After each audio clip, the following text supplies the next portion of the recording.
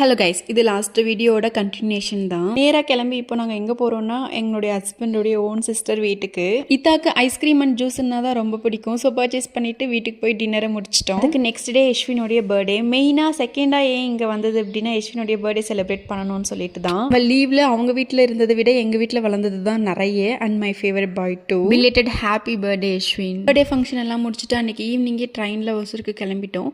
Sanju almost 6 மந்த்லேருந்து ட்ரெயினில் travel பண்ணுறான். Not only train, bus, car எல்லாத்தையும் எக்ஸ்பீரியன்ஸ் பண்ணிட்டான். ஈவன் எங்கள் கூட ட்ரிப்பில் வந்தவங்க எல்லாமே இந்த மாதிரி சைலண்ட் பையன் இருந்தாங்க அப்படின்னா 10 பேரை கூட வளர்த்துக்கலாம் அப்படின்னு சொல்லுவாங்க. எல்லாம் ஃபியூ டேஸ் தான் அப்படின்றது தெரியாமல் போச்சு. Ramanagara to Hosur 2.5 hours journey. ஏறதுக்கு பிஃபோரில் ஏறுற வரைக்குமே கொஞ்சம் நல்லா தான் விளையாடிட்டு இருந்தான். ஃபியூ மினிட்ஸ்லேயே ரொம்ப அழுந்துக்கிட்டு ட்ரெயினே வேணாம் இறங்கணும் ரொம்ப ஆர்ப்பாட்டம் பண்ணிட்டு இருந்தான். அப்படி சமாளிக்கிறதுன்னே தெரியல. எப்படா ஒசூர் வரும்ன்ற மாதிரி இருந்து நடுவில் தூங்கினதுக்கு அப்புறம் தான் நிம்மதியாச்சு.